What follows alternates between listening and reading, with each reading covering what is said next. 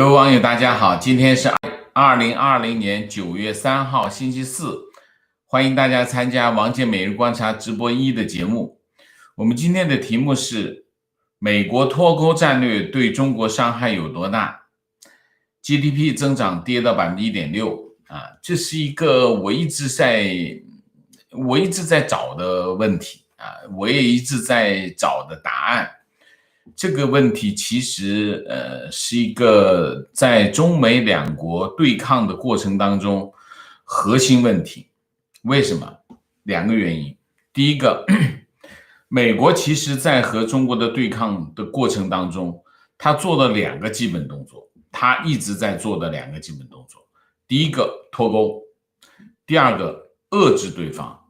其实美国的基本的战略战术就是这两个部分组成你无论是在香港议题、台湾议题、南海议题，包括这个签证政策、留学生政策，包括这个关闭大使馆等等这一系列的动作当中，其实它反映出来的美国的对华政策其实就是两个方向，一个方向就是脱钩，另外一个方向就是遏制对方，就是不让对方做他之前能够做到的事情。你比如说昨天刚刚宣布的美国国务院规定，中国的使领馆的人员，你要去大学，你必须申请，大学和地方官员要申请，地方官员其实其次，核心的是大学。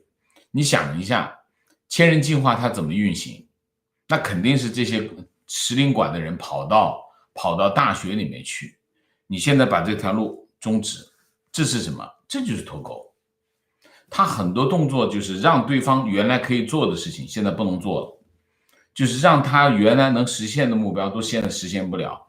所以一个是遏制对方阻止对方继续往前走，另外一个就是脱钩，我跟你分开那么到底美国的脱钩战略对中国有多大影响？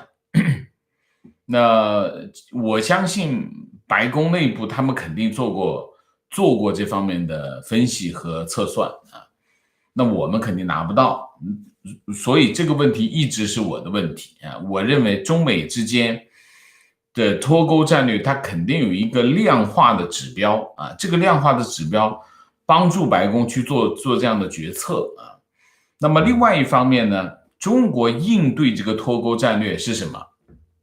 中国应对脱钩的战略就是内循环。其实讲到底，你可以看到美国跟中国之间，它其实在这两个大国中间，他们其实背后都有战略这些战略它都是指向非常清楚指向非常清楚。但是其实核心是什么？其实核心是美国的脱钩战略到底对中国有多大影响？那么今天的新闻就出来是彭博的经济学家叫欧乐英欧乐英是我不会读，是法文他有一篇文章出来讲说，如果中美之间中美关系这个崩溃就是翻脸中国的付出的代价比美国大但不会给双方带来灭顶之灾这是一个基本判断，就双方翻脸但是呢不会让对方带来灭顶之灾如果美国带着他的盟友一起和中国脱钩，对中国将会产生沉重的打击那么它的潜在经济增速将会跌到多少呢？跌到 1.6%那么他的分析是这样的他分析是，那么如果中美脱钩到2030年，现在2020年，10年之后，中国的 GDP 将会跌到 3.5%。如果两国关系大体不变，那么经济增长会保持 4.5%。那么美国方面呢，30年的潜在的增长由 1.6 降到 1.4%。他说呢，中国受到的影响更大，说明中国在技术领域跨境的思想和创新的交流对中国更有利啊。如果一脱钩的话，那么它的影响就很大。他说呢，不管是美国总统在美国总统的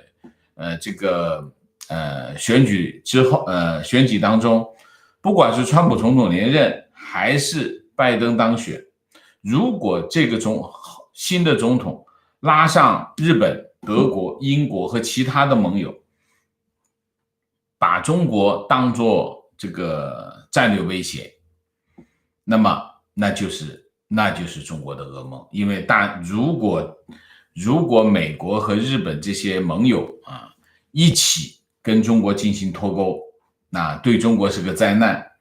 那么它的潜在的经济增长就会跌到多少？跌到 1.6 跌到 1.6。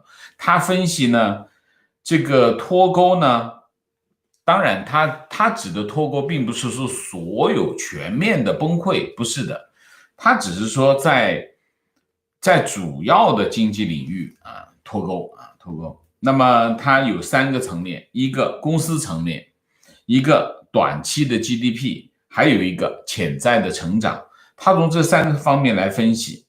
那么公司层面呢，那就会面临什么呢？面临关税和制裁会造成的公司损失，这是公司层面。然后是短期的 GDP， 就是关税和不确定性会什么呢？会影响产出就很多企业，它面对这种不确定性的时候，它不会做出很重大的投资也不会做出很重大的这个商业上的决定，它会观望。所以在这个问题呢，它会影响产出还有一个就是潜在的成长。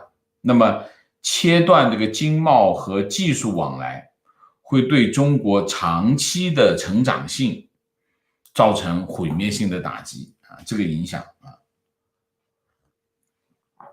那么彭博经济研究的这个模型里面，他说就算是脱钩，不一定所有的关系都破裂那么当然主要它会影响主要的主要的利益关系就会发生断裂大体上是这样大体上我们不详细的说这种，因为这种经济模型讲起来比较枯燥，大体上就这个方向。就什么意思呢？就很简单，3点。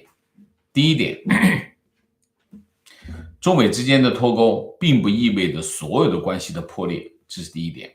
第二点，中美之间的脱钩对双方都不是灭顶之灾，但是对中国会产生重大的打击那么对中国打击比美国大得多得多那么中国的 GDP 会跌到 1.6% 大家知道其实呢，我在跑新闻的时候呢，中国经济的底在哪里？就是不能够低于多少？6就是说中国经济为什么不能低于6有2个原因。第一个原因，中国经济很多问题很多问题都没有解决。我们说这些问题都是结构性的问题这些结构性的问题，我举一个例子，社保社保这个窟窿是有个非常大的窟窿它其实有若干窟窿组成那么它形成的窟窿是很大的。那么社保这个问题，其实在中国是很重要的一个基础这个一个社会稳定的基础就是社保那你想一下，上亿人口的这种退休金在这儿领取，你想想是什么概念所以它社保是一个非常重要的一个稳定器。但是社保有这么大的窟窿，它是怎么办？有这个窟窿，但是它还得运行下去。政府又不想投入太多的资源在社保上，因为当你把钱全部扔到社保里面去，其实政府能做的事情不多所以政府的问题就是稳住它，不让它出问题。但是我该干嘛干嘛，基本上过去的时间都是这样。但是它靠什么解决？靠经济增长，持续的增长。那么交社保的人就会越来越多，因为大家都在就业，的时候，交社保的人越来越多，就可以填这个窟窿。当你这个经济跌到某个程度的时候，这个要算这还是要算，用数学模型，所以数学很重要。所以有些大学生，有些人问我们应该学什么专业？学数学吧，数学很重要啊。大家就要算什么呢？当经济增长跌到什么程度的时候呢？可能就是6%，那么这个窟窿就会越来越大，大概就是这样。中国很多的结构性，所谓结构性的问题，就是它在一开始的制度就没设计好。为什么没设计好？很多原因，有条件的原因，有政府利益的问题等等，很多原因。它所以一开始的制度就没设计好，没设计好，然后它就往前跑，没办法，你不可能完美的往前跑，边跑边出状况。那么用什么解决？还是那句话，经济增长来解决。所以基本上你可以看中国经济可以承受的最低点的问题是哪里？增长是数据是多少？就是6啊，6%，6%基本上所有的问题都会跑出来，就会出一系列的问题。其实很多问题它是关联的啊，关联。所以你可以看到，就是说，如果你的经济增长跌到了1.6是什么概念啊？你别说6啊，就是你跌到了5啊、4啊这样的层次的问题的时候，其实中国经济会有很多很多的问题，就基本上你可以看到的问题都会变成很严重的问题。你比如说地方债的问题，你比如房地产的问题等等啊，你比如人民币汇率的问题等等都会出来。所以你要知道，如果中美脱钩，它的经济增长别说跌到1.6%，别跌到3%左右，我讲的全是真实的数据了。其实中国社会的各种问题都是非常严峻啊，都是非常严重的。所以从这个角度来说呢，就是说中美脱钩的，就是美国对华的战略以脱钩为主的这种战略呢，其实对中国来说打击是非常严厉的啊，打击是非常，所以这个战略我觉得是，就是说从美国的角度来说是有3个好处啊。第一个好处，成本低啊，成本低。第二个好处，第一成本低，第二个代价小，它付出的代价小啊。第三个问题就是长远可持续，长远可持续，它可以一直干下去。所以，但是对中国的影响非常大，就是它的影响不是说1、2天的影响，它是潜在的，一直在影响它。所以，美国的这个战略，从成效、从成本、从代价的角度来说，应该是一个比较优的一个战略啊。但是对中国来说啊，中国的影响就非常的大。所以，为什么中国一直在各个场合啊，都在一方面，他尽量回避脱钩的影响啊，讲脱钩的影响不讲，但是坚决反对啊，坚决反对啊。所以中国现在做工作也是朝着这个方向做。那么我们来讲一下啊，这是一个啊，就是美国的这个脱钩战略啊，脱钩战略影响很大，成效很高。代价很小，所以基本上美国会坚持往这个方向走，这是第一个。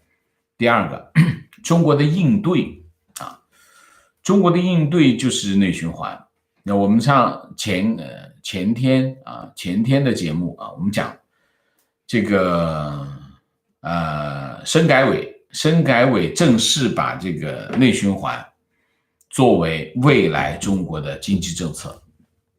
内循环的背景是什么？就是美国的脱钩战略，就是实际上呢，中国已经认为这个脱钩战略不可避免，就是无法回避，不可避免，一定会发生，一定会发生脱钩战略就是脱钩的局面。那么中国怎么应对内循环？内循环有一个重要的条件，就是内部需求，因为大家知道啊，在整个经济运行的过程当中，内部需求或者是消费需求才是所有经济运行的引擎发动机啊。因为有需求，它经济才会转起来啊。那么在中国的过去若干年啊，过去若干年，你看一下啊，中共17大、18大就提出来要转变增长方式，要依靠内需，就17大、18大已经提出来啊，所以呢，你可以看这种转变还是比较明显的啊。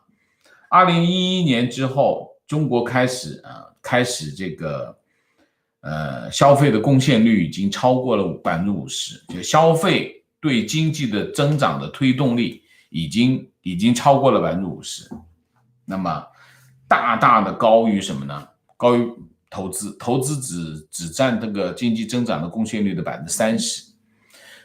我认为就是因为这个数据啊，让中共的高层认为，就算中美脱钩，或者就算这个中国跟西方，中国跟美国和他的盟友脱钩，中国经济问题也不太大。我认为这个数据是让他们有这个看法的原因啊，让这个看法的原因。但是实际上，大家看一下啊，我现在手上拿了一份报告，这份报告是谁做的呢？这份报告是这个，抱歉，我找一下。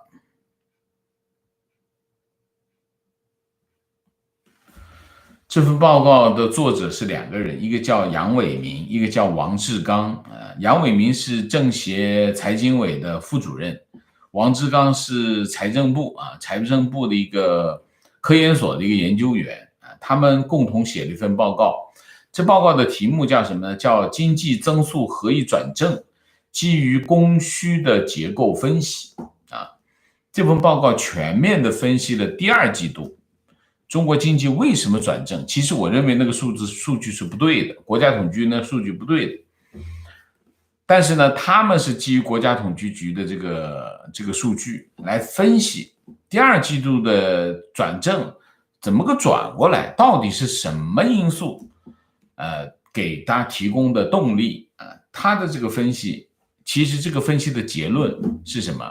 这个分析的结论就可以从第2季度的表现来看，就是在中美脱钩的情况之下，第2季度其实是蛮明显的，因为基本上中美之间打得这么凶狠的时候，中美之间基本上处于一个脱钩状态，因为出口也没多少啊，所以他的这个分析就是说，我们首先要看到，就是中国的应对是什么？就是内循环。内循环是基于美国的脱钩战略的应对。那么我们用第2季度的数据来看，在脱钩的情况之下，中国经济到底是怎么反应啊？它这里面的数据是，它这里面的分析是什么呢？分析它是从2019年到2020年，这2019年整个的1年的时间，加上今年的第1季度跟第2季度的数据来看啊，这个第2季度的经济增长，国家统计局是 3.2%， 那么消费、投资、出口贡献率是多少？消费是多少？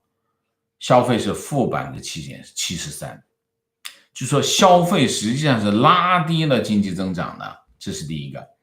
第二个那么投资增是多少？投资是正的影响156%啊，156%。这个进出口16.6%啊，出口的带动作用不大。消费实际上是负增长啊，负增长的73%。那么156%是投资，也就是说，在第2季度的所有的增长当中，其实起到最决定性的作用是什么？就是投资。投资它的分析还是拿出数据啊，它的分析投资主要是在哪些领域？2个领域。第一个领域基建投资，第2个领域房地产。实际上呢，今年第2季度整个经济拉出，就是把经济拉出来，从负增长负的变成正的，唯一的前提就是投资。那在这个投资当中，核心的是什么？核心的是基建投资。这就是我们之前讲的，就是两笔债，第一笔债叫地方债，第二笔债叫专项债。这两笔债的投入，大规模的投入，是维持第二季度经济增长的核心动力。消费不行，消费完全不靠谱，消费完全是一个负数啊。那么这份报告呢，其实很有水平，我看到他这分析的情况非常的清楚啊，分析的几个情况，一个消费不足，消费的需求不足，需求不足，实际上我们可以通过这份报告可以理解三件事情。第一件事情，其实你看，当中美脱钩之后，实际上能够给中国经济带来增长的动力只有一件事情，投资啊，这是第一个。第二个，中国真正的消费能力是不足的，中国消费能力不足以成为中国经济增长的引擎。为什么？那我等一下我会讲啊，就是中国的消费水平是非常低的，这跟整个的中国的这个社会的结构有关系啊，这是我等一下再会展开来讲这件事情。那么在这个情况之下，你可以看到，虽然我们说就是2012年开始，2012年、2013年开始，中国开始说要做转变经济增长，以内部需求为主，但是其实是没有改变这个格局。中国经济增长的格局并没有发生变化，没有发生变化的原因是什么？跟中国整个社会的结构是有关系的。那么，所以我们通过一季度的这个分析，二季度这个报告来分析，我们可以看到两点。第一点，所谓的内循环，它的从理论到实践是不可行的，他的看法是不对的，就是中国的消费不能够支撑中国的经济增长，中国的经济增长主要靠什么？还是要靠出口，还是那句话。所以他们对就是中国的高层对整个的形势的判断是有战略性的错误啊！你看第二季度数据你就知道啊。那么也就是说，中国如果一直在推动这个内循环的这个动作，这一头你可以看美国脱钩的这件事情，中国用内循环来应对的话，对中国来说那就是灭顶之灾。为什么？我们讲两个原因。第一个原因，讲消费，我们来讲消费啊。消费呢，那一个正常的国家，通常的社会结构是什么？我们讲纺锤形，纺锤形就是两头小，中间大。那中间有一个，就是说，当你进入一个中等发达国家的时候，你社会结构已经进入一个这样的结构啊，就是两头小，中间大。中间大就是一个庞大的中产阶级，维持整个社会的消费的主体。但是中国的社会结构并不是这样，中国没有形成庞大的中产阶级。虽然国家统计局搞了一个数据啊，搞了个什么数据呢？我来讲一下，这个数据是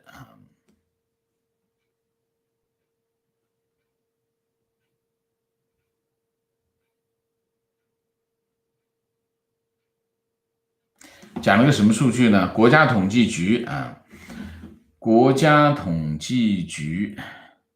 那个数据我找不到了，我看看，哎呀，算了。它有一个中产的标准啊，它那个中产的标准，以那个标准啊，它那个中产的标准非常的低。哎，我怎么找不到了？刚才我还放到这儿了，我是要说一下的哦。国家统计局认定的中产的标准是什么？就是2000到5000块钱收入啊，月收入2000到5000。按照国家统计局的这个中产的标准呢，中国有大概3.64亿的中产的人口啊。那么按照他这个标准啊，他这个标准，那么但是大家记得吗？大家记得北京师范大学的那个调查吗？就是李克强在今年两会上说出来的这个调查啊。我更相信这个调查啊。这个调查反映什么呢？我现在有2个数据啊。第一个数据呢，就是北京师范大学的这个收入分配研究院的这个课题组的调查结果。还有一个数据是什么？还有一个数据就是人民银行。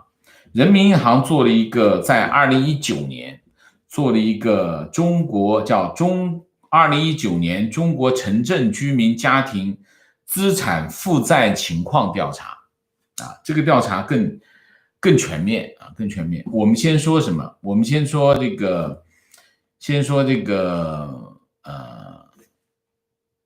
北师大这个调查其实是既让大家很震撼，又其实想一下又蛮符合中国的情况啊。他的情况是什么？低于2000块钱人均收入，就是月收入低于2000元的人占多少？占70%。就是你想一下，人均收入低于2000块钱，那也就是说，如果3口之家，他们的家庭收入是多少？他们的家庭收入是6000块钱啊，6000块钱。他说这个人口占中国的68.85%，68.85%，我们说个大数就是70%。中国70%的人口，他的收入月收入低于2000块，他有多少人呢？9.64亿。也就是说，中国有10亿人的月收入是少于2000块的，月收入少于2000块，也就是说年收入少于2.4万，对不对？那还有一个数字，其实大家不知道啊，中国有10亿人口是没有护照的。这10亿人口没有护照的人口呢，其实他是什么呢？他没有坐过飞机的。10亿人，中国有14亿人口啊。那么其中呢，低收入人群其实是一个非常大的人群，就是说中国的这个收入的这个家庭收入的情况是一个金字塔型，它不是一个椭圆形。它不是一个椭圆形的结果是什么呢？它收入高于5000块的人口只有7000万。你想一下，收入高于5000块的话，也就是家庭收入3口之家，他的家庭收入是15000啊，15000以上的只有7000万啊，7000万是人口。他如果是说你除以家庭的话，也就是除以3，有2000多万，将近2000多万的一个家庭。那中国的金字塔型，那么这个数据真实吗？你看这个数据，你就会发现是真实的。什么真实的？这个统计数据呢，就是国家就是叫什么这个人民银行的这个统计数据，实际上呢就已经反映了这个数据，从另外一个角度啊证实了这个数据啊。他是怎么说呢？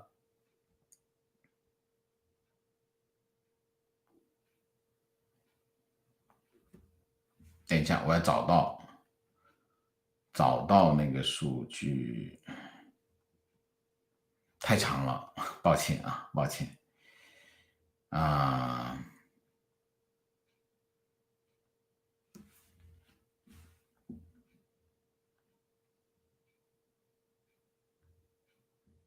它是这样啊，我要看看这边呢，看看这边。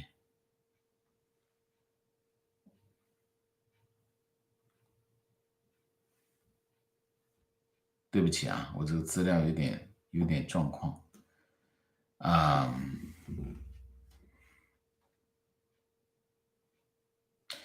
中国是这样，1%的家庭，1%的家庭占有的净资产，占整个家庭净资产的17%啊，17%。10%的家庭，我看一下哈，我哪儿去了？我放在这儿了呀。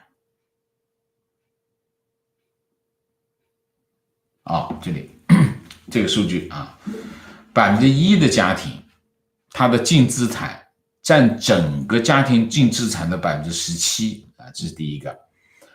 10%的家庭，10%的家庭占有整个家庭净资产的50%，10%的家庭，20%的家庭占整个净资产总额的65%，啊，1%占的17.1%啊，17%，10%啊，10%占的就已经占到90%，50%了。20%的家庭占总净资产的64%、65%，它这资产的规模，你看就是一个这样的规模啊。那么还有一个啊，这说明什么？说明中国的这个金字塔型的这个社会结构，它的消费力怎么样？它有没有形成一个庞大的中产阶级？没有，它并没有一个庞大的，它就是个金字塔型，越到上面收入越高，越到下面收入越低，下面的人群越到下面人群越大，这就是现在中国的社会。这种社会结构有没有庞大的内需？没有。你想想看，然后还有一个数据，还有一个什么数据？中国家庭的财产、资产啊，70%是房产，吃不动的，不能拿来吃饭消费的。所以，我们从人民银行这个调查，加上这个叫什么？加上这个北师大课题组这两个调查，我们放在一起，你一看就很清楚，中国现有的社会结构和他们的财富的状况，他们并不足以支撑中国经济的成长。中国经济成长就是中国的这个消费人群不足以支撑中国作为第二大经济体的这个成长性。而且如果你看一下第二季度中国的经济增长80%多83%来自于什么？来自于投资。这件事情也不是可持续的。你想一下，这个国常会连续开了多少个会，核心主题是干什么？地方债赶紧发，专项债赶紧发，不仅要赶紧发，而且把项目拿出来赶紧投，而且见到实际就是实际情况的实，计是成绩的计，要见到实际。见到实际的目的是什么？就要看在经济成长中看到效果。现在就看到了效果。其实这个级别的投资规模是不可持续的，它是靠债务来带动的，它是用举债投资。举债投资能持续吗？不能持续啊。所以从目前的情况来看，你可以看到啊，我们总结一下，总结两个啊。第一个，美国对华的这个脱钩战略其实是非常有针对性的，那么对中国的伤害非常大啊。如果美国连同他的盟国一起对中国采取脱钩战略，中国经济增长会跌到 1.6%。而中国经济增长要是跌到 1.6%， 那中国经济社会就乱了。中国是不能够承受经济增长低于 6% 的。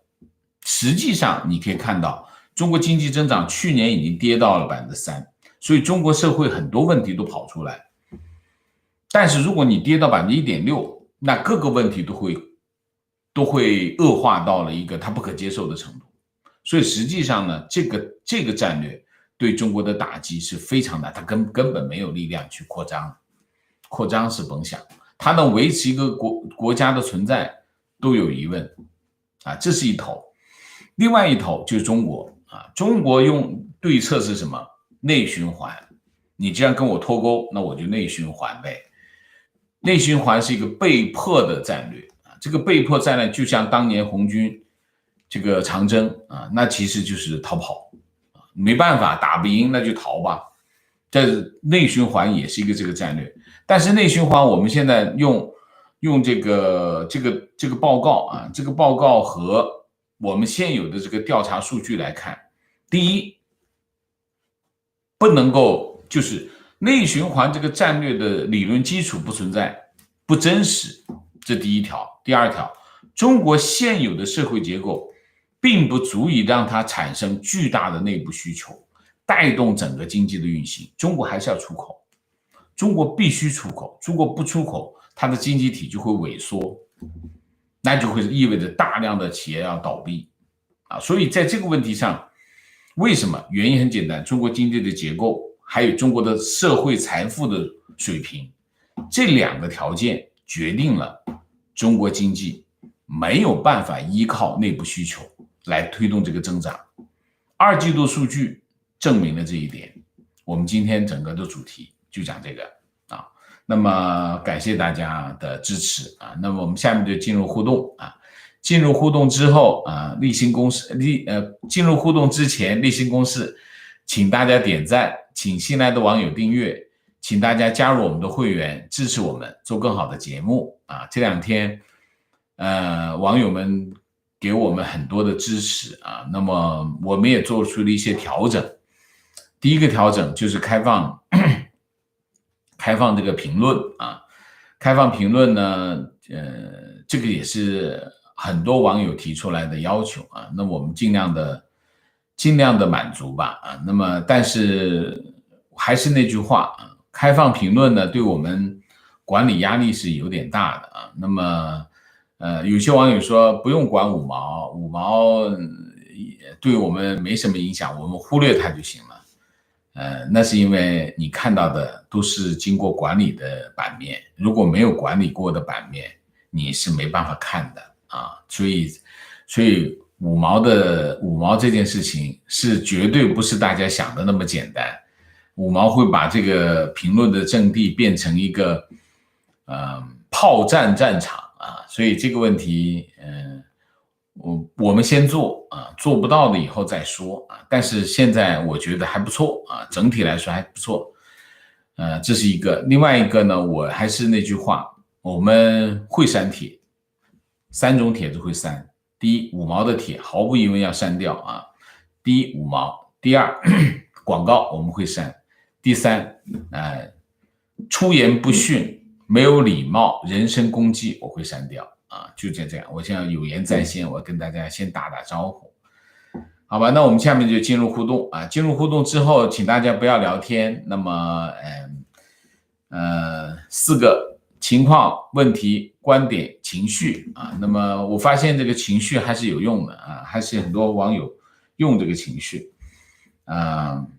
请大家尽量简洁，好吗 ？OK， 好，明谢Sophie 萌，谢谢。ABC123，谢谢 Lena Lee， 谢谢 Gripper Man， 谢谢 AWW Man， 谢谢归人111，谢谢 Elva， 谢谢王先生辛苦，谢谢清水蓝天，谢谢精彩分析，丰富的数据，王老师辛苦了，谢谢美西辛苦，一杯清茶，李生士，谢谢精慎细腻萨格尔王，谢谢 Ego X， 谢谢观点。我对王老师敬佩之余有一个重大分歧。王老师对中国人怀抱希望，而我认为中国人的问题比中共的问题更甚。我认为中国文明，确切的说是汉族文明，早已进入漫长而黑暗的没落期。如今的中国人正是柏杨笔下的酱缸区，与鲁迅在民国时所描述的中国人也无基本无异。这样的国民性毫无自身改良的希望，就算推翻中共也于事无补。我信奉中国人应该被殖民至少3代的观点，像香港、台湾一样，学会平等、谦卑、敬畏。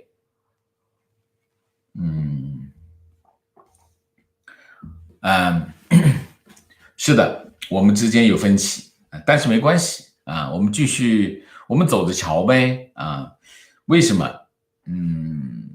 我对中国人还是抱有希望的。为什么？因为我们把时间拉长一点看啊，那么实际上你可以看啊，中国人在不同的状态下还有不同的表现的，这是第一。第二，中国人里面还是有很多让人敬佩的人的啊，这些人他们的闪光的人性光辉照亮了我们的前路啊，所以这是我对中国人仍然抱有希望的原因啊。当然我也理解你的看法，你的看法也是我的一部分看法啊，但是就算如此，我仍然抱有希望啊。云无常，谢谢。好，观点，投资拉动型和消费拉动型是专制和民主制度在经济发展模式上的根本反应，内循环在中国根本推动不下去啊！哇，你这都能联系起来，我是联系不起来，这怎么找出他们中间的逻辑关系呢？观点科普一下，很多人不明白，以为经济不增长就是收入不变，经济低增长就是收入增加的低。其实事实是，现代社会经济发展以增长为前提，经济增长决定了收入本身，而不是决定收入的增幅。经济增长下降决定了收入下降，而不是收入增长的下降，非常正确。但是这通常是指什么？这通常是处于这个0到1的这个发展阶段的经济体啊。那么中国已经开始进入1到2的经济体，那么这种经济体它成长性就低很多啊。观点，这些行政措施的实施力度不同，带来的效果是不大相同的，所以不能说谁当总统对华政策都不会改变。拜登如果他想改变，就有非常大的空间实施他的政策，国会控制不了他。是对的啊。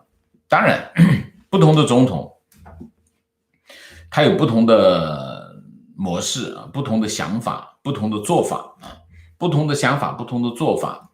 它的效果完全不一样啊！大家想一下，川普总统做的很多事情，很多都超出我们想象的事情，那么它的效果完全不同。所以当然，但是我认为有一样东西是不会改变的，就是对抗的这个态势是不会改变的。为什么？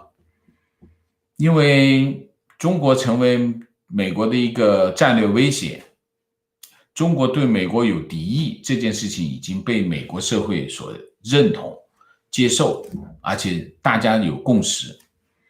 当美国社会有这样的共识的时候，美国社会绝对不会干什么，绝对不会姑息，闭着眼睛就过去，仰脖子过去，那不可能。那他会干什么？回应。这个回应的结果是什么？就是对抗啊，这个是不会改变，只是对抗的方式不同，对抗的模式不同，做法不同，每个总统有自己的团队，有自己的风格啊。观点2，在2010年代，那个时候大家喜欢用一个例子来类比中国经济。中国经济就像一个骑自行车的人，骑得太快，经济会过热；骑得太慢，车子会失去平衡摔倒。今年中国经济的主要风险是因为经济发展缓慢或者停滞而导致各种社会矛盾尖锐激化，其中最核心的问题就是就业问题。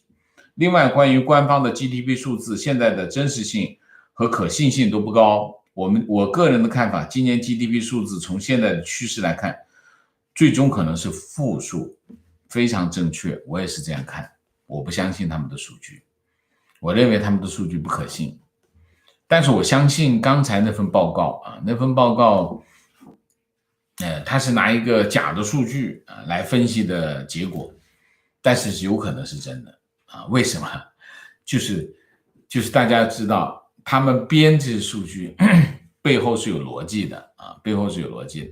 那么编制数据呢，拿这些假的数据啊，虽然它是造假，但是它有造假的逻辑啊，所以我相信他的分析的结论是大体上是对的啊。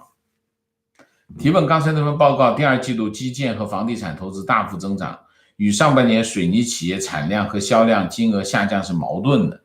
是否那份报告是为了增长目标凑数字？上半年的数据跟第二季度的数据是有不同的。第二季度的数据是非常具体的讲，4到6月份，上半年的数据是讲1到6月份，1到6月份跟4到6月份，它的数据是不同的啊。虽然它包含了它，但是1月份的数据会影响整体的上半年的数据，所以这个不能够对比，因为时间跨度不一样啊。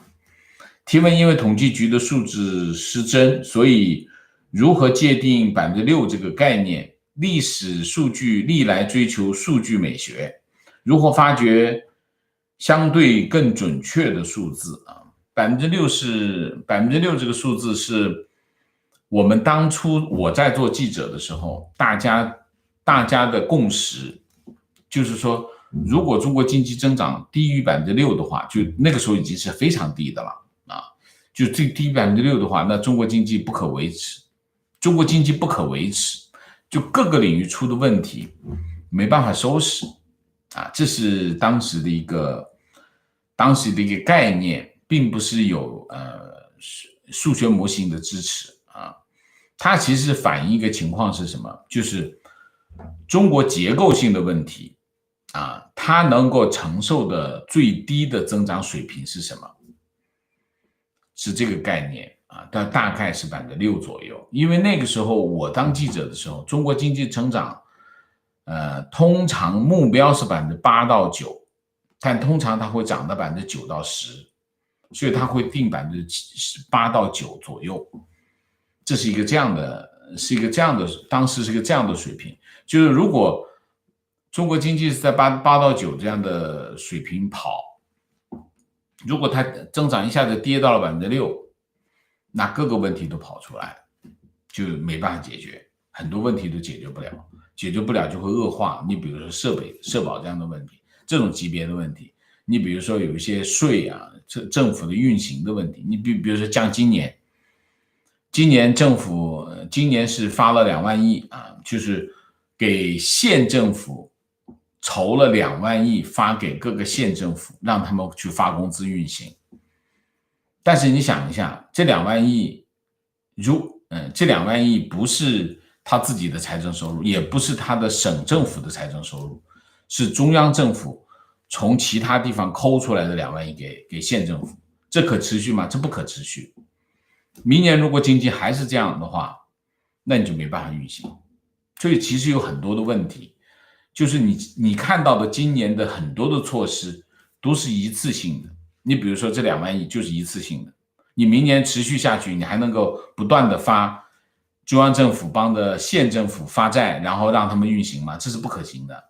还有一个就是投资，你第二季度大规模的投资把经济拉起来，你第3季度呢，你还能投那么多吗？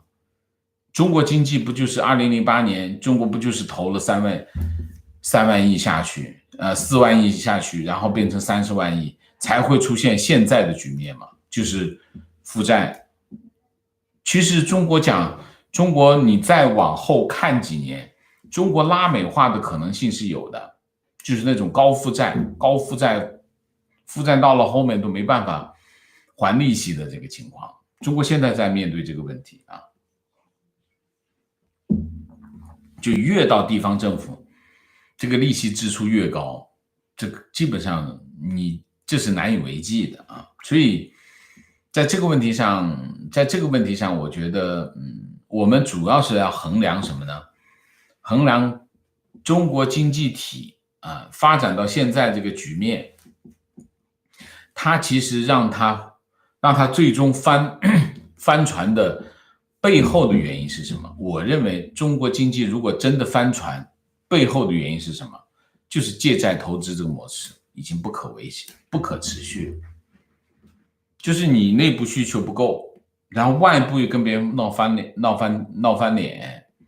然后你只能靠投资来拉动，投资这块你又没钱，你全是借来的钱那么借来的钱不可维系，因为你不断的借钱，其实借了20年的钱，借钱投资干了20年，干到现在已经干不动了。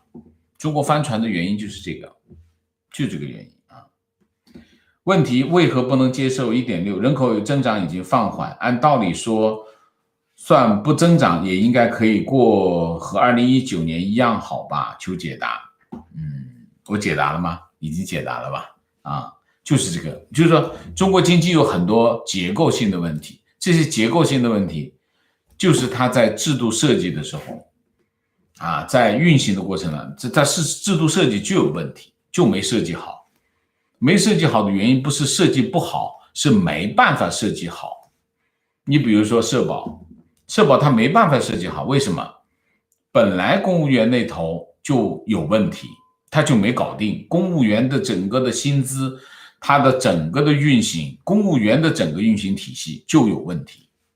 所以你现在加一个社保的问题，你根本更搞不定，那怎么办？那就让他们跑步进社保吧，前面的钱就不填了。要填的话，那一堆的钱，政府又没有钱，那怎么办？那就空账进社保。公务员一空账进社保，这个窟窿原来这么大，现在变这么大。那你这么大，你靠的是什么？这么大的问题，你还能运行下去，不用把钱扔进去的原因是什么？经济增长。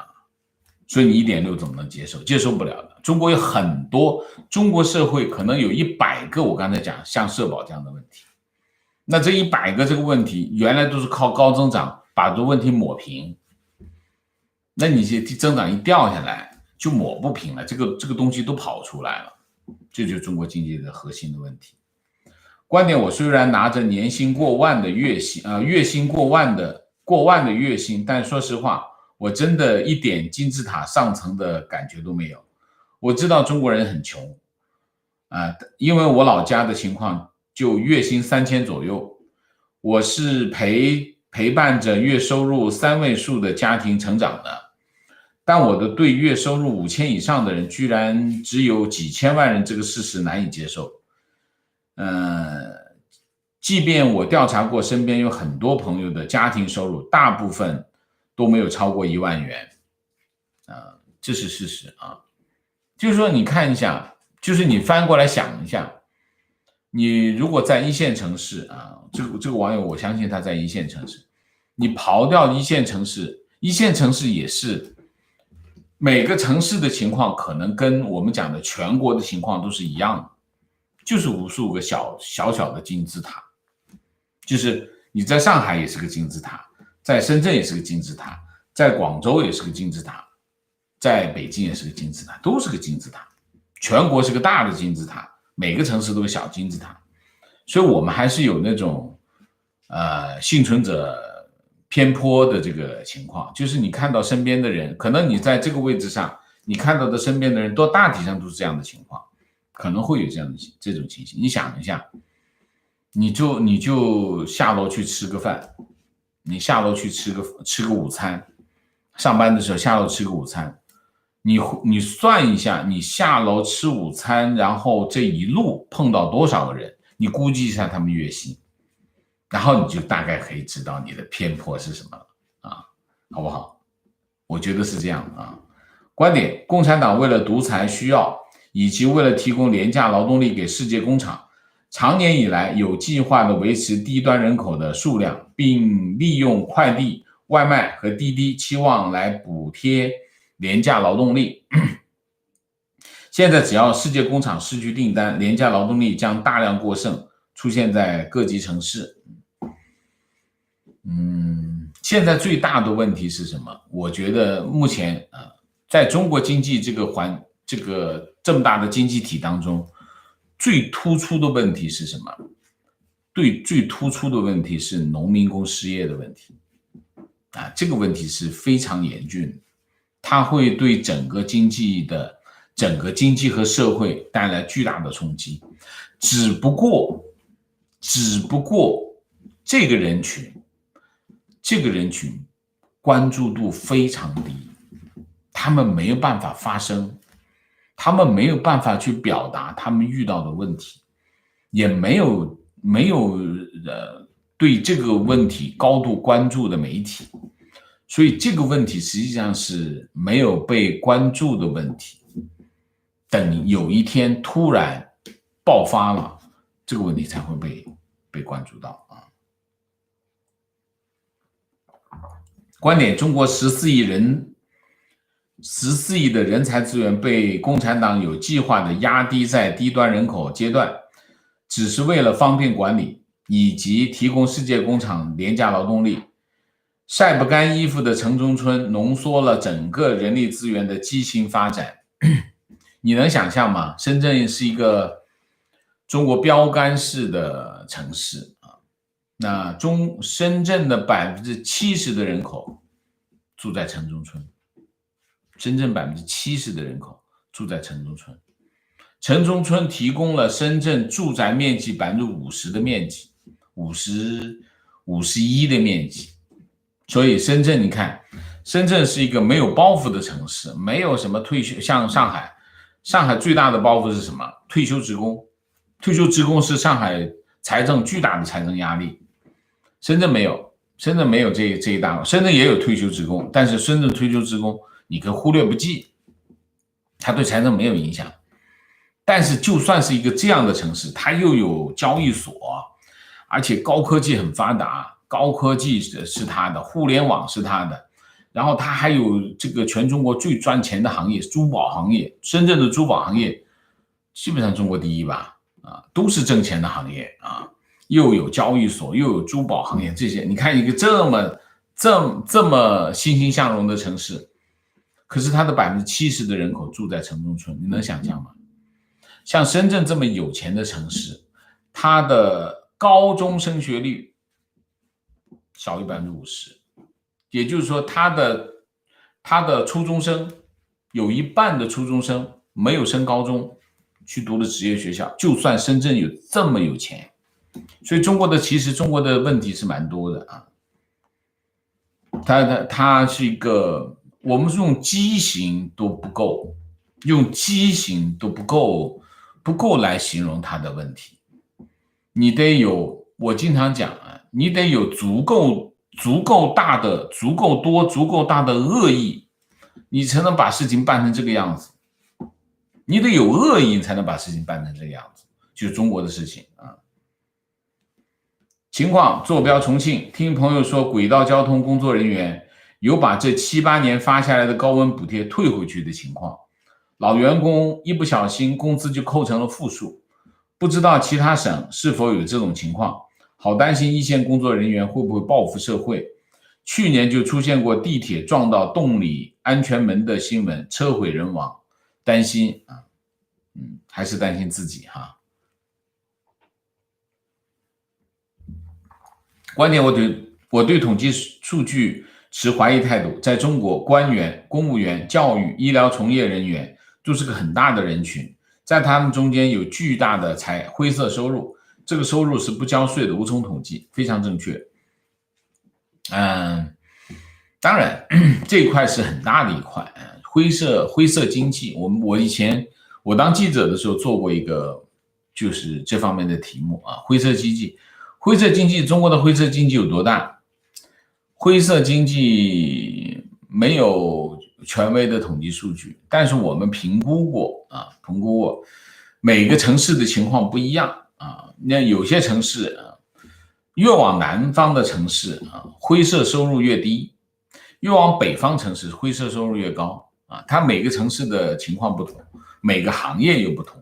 那总的来说，大概灰色经济大概占整个经济体的多少呢？30%左右。我们那个时候的评估是这样的情况。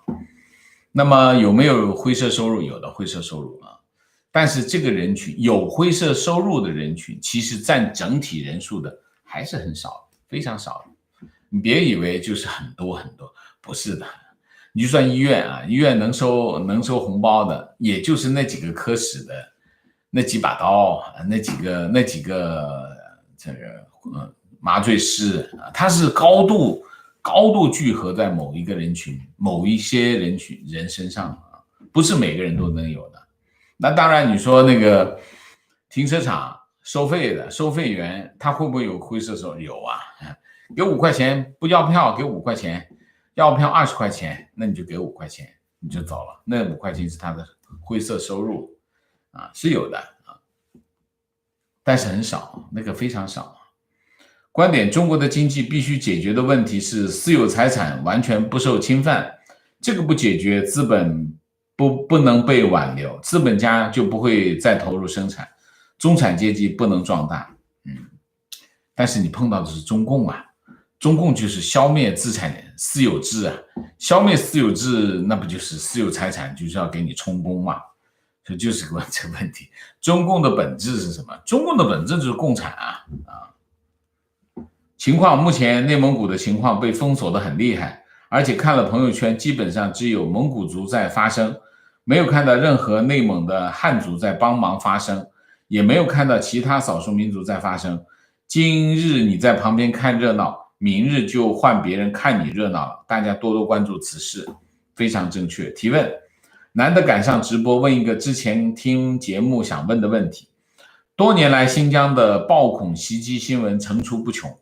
在这2年采取极端措施办集中营、限制人身权利和自由之前，采取的是否有针对性的反恐，还是这是党媒的洗脑包？朋友去西藏时还听地导说，当地的武警或者是兵在僧人找麻烦的时候非常克制，因为有很多外媒等着报道。王老师有耳闻吗？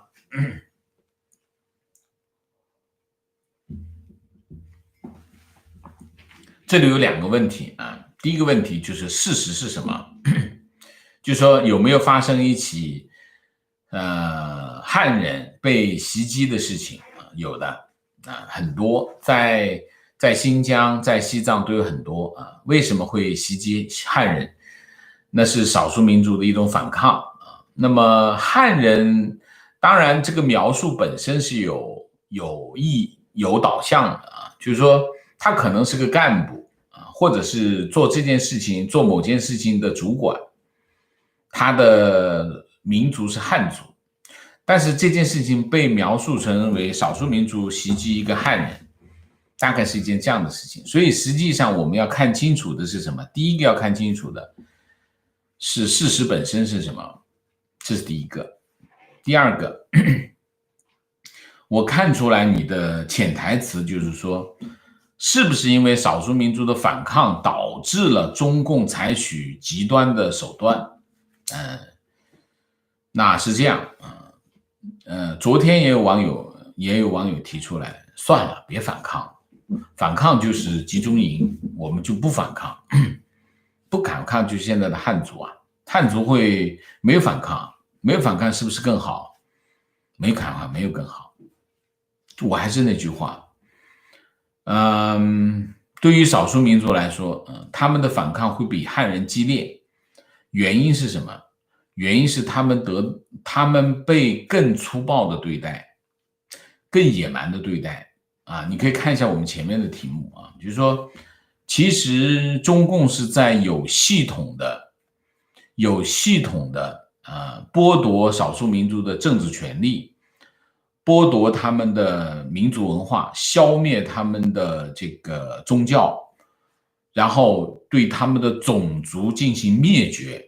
种族进行灭绝，中共是持续的几十年来持续的在做这件事情，所以少数民族的反抗会比汉人激烈的原因，是因为中共对少数民族的这个政策更野蛮、更粗暴、更凶狠，所以他们的反抗更激烈啊。这是我们要讲清楚因果啊。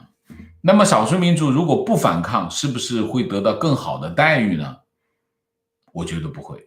为什么？你看汉族就知道，汉族已经被洗脑形成这样了啊，所以这个情况，所以我们就是两条，第一条，搞清楚事实，你一定要知道事实的全部，你不能只知道事实的中间这一块。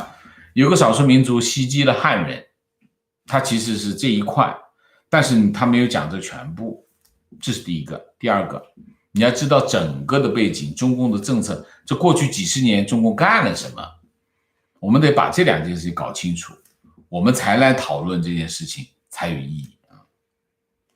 情况，今晚在快手直播间里，我提问内蒙古赤峰市交通电台总监，赤峰通辽的学生抗议事件情况如何？这位女总监答：请不要在我的直播间里谈这么敏感的话题，这样会伤害了我，让我没办法接她的话。情况，刚把房子卖了，开始办移民，已经50多岁，求祝福。50多岁还年轻嘛，可以开始你的新的旅程。我觉得这是一个好的开始，希望你一切顺利，然后达到你想要到的地方，好吗？情况，现在全国都在严查各地劳务派遣公司，劳务派遣公司利用某些地方社保基数低，不要求公积金，让很多密集型用工企业成本低一些，现在都严查，看来社保彻底没钱了。情绪，蓬佩奥最近表示正在酝酿针对中国留学生和访问学者的全面禁令。我认为这是不对的，这个新闻是不对的所以你现在不必先愤怒，先看看好不好情绪，最近我们居住的楼被物业强制更换电梯，强制业主集资，分摊金额方案没有公开讨论，告到政府完全不作为，很气愤。你们一定要反抗哦不反抗是没有用的这有点像什么？就物业公司就有点像中共就是有点像中共。如果你忍耐下去的话，那就是一步一步这样下去提问：经济增长停滞，大量年轻人前途暗淡，社会福利跟不上，最后会酝酿出严重的人道危机吗？在中国社会，人道危机一直在发生不会酝酿的问题，现在是正在发生。你可以去看一下其实在中国城市里面，我举一个例子天桥高架桥下面是有个空间的就是说高架桥下面可以躲个雨所以经常很多城市的高架桥下面呢会有一些流浪汉就说离家出走或者是不方便的人在那待着你可以看很多城市下面高架桥下面干什么。我看的广州高架桥下面用水泥柱锥形体铺满锥形体，高架桥下面铺满了锥形体水泥锥形体。水泥锥形体的目的是什么？让大家在那没法待，你睡不了。就是你想一下，广东话叫衰到都翻天橋底就你已经这个都已经没办法要到天桥底下高架桥底下睡了都不可得，这不是人道灾难是什么？你说说看观点，中央以分税制，哎呦我这又超时了吧。最后一个问题情况，我6年前在国内1线城市生活，月收入2万，有房贷车贷，几乎是月光族，主要还是消费高，房价高。那时候没孩子，现在想想出去吃饭买衣服应酬真是贵可能别人觉得还真是可能别人觉得还可以，但是真是累情况这个情况我说一下。亲戚是深圳珠宝厂商，表示整个行业已经死了。外国市场从北美到中东到俄国，一个一个接着死。国内市场几年前已经死得差不多了，很多珠宝商不是跳楼就是走佬，走佬就是跑路。好，明谢。我们会把问答贴到评论区去啊，恢复原来的做法，好吗？Return 人，谢谢王先生辛苦了。TT 谢谢，米卡卡谢谢，支持王先生不删不当留言，我非常喜欢这个干净的聊天室，谢谢你。Lindy 谢谢，请王老师喝茶。周凯谢谢，Olivia H 谢谢，王石谢谢，打卡支持下。中村健一谢谢，最近公司因为新冠病毒的原因效益不好被裁员了，心情低落，所以一直没有过来看王老师的视频，对不起，以后还会继续支持王老师的视频，谢谢美西的有序管理。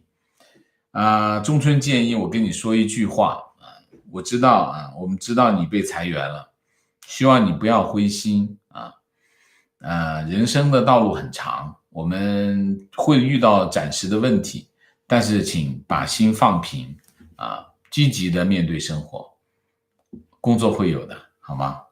孙小乔谢谢， Josh 赵谢谢， Amy 王谢谢，好久没跟上直播了，来支持王老师，谢谢。Buka 谢谢。好，我们今天的节目就到这里，感谢大家的参与，我们下个节目再见。再见之前请大家点赞，请新来的网友订阅，请大家加入我们的会员，支持我们做更好的节目，做更好的自己，谢谢大家，谢谢。